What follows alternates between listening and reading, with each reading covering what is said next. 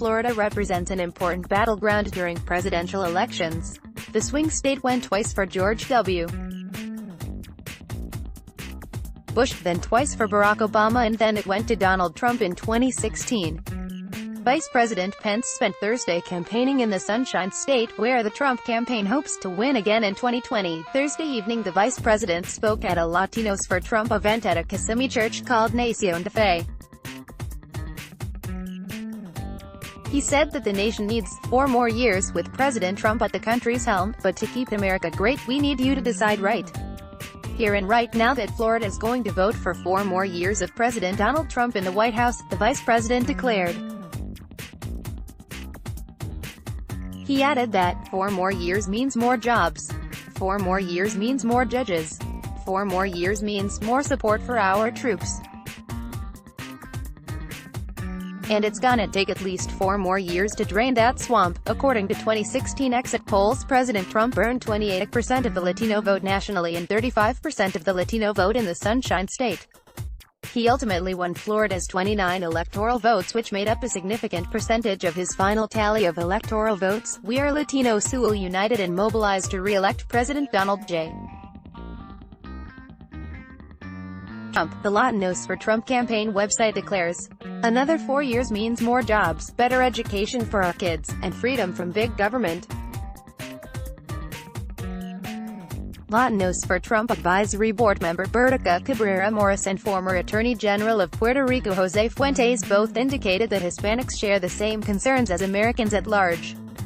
Morris is an immigrant from Cuba who said that President Trump has kept the promises he made. Fuentes serves as an advisor to the Trump campaign. "We are much more secure. We have more money in our pockets. Our kids have jobs. We have better jobs. We're paying less taxes and life is good," Fuentes said.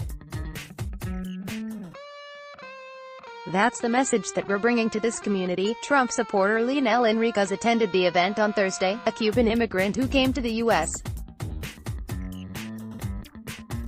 in 1961 and then became a citizen in 1970. Enriquez voted for Trump in 2016 and plans to vote for him again in 2020. Cheney Bright, an immigrant from the Dominican Republic, also voted for Trump during the last election and plans to vote for him again this year. She said that this was the first time she had ever attended a Trump campaign event. Alberto Rodriguez will also be a repeat Trump voter in 2020. He described Trump as the first president since Ronald Reagan, fighting for the American people instead of fighting the American people, and the first since Reagan who really has our back as Americans. The Florida Democratic Party held an anti-Trump press conference the day before the vice president's Kissimmee speech.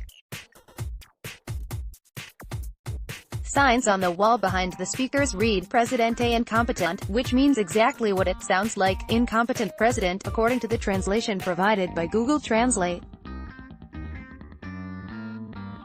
"We're here to continue to lead the fight against Pence and Trump.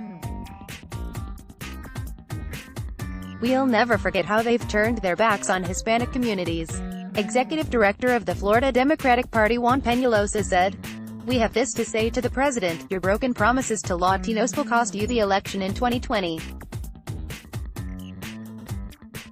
Mike is a very deep-rooted Christian individual, but does not push his Christianity or anything that he believes in on someone else." Roy said, "What you see with Mike Pence is what you get. Let's block ads.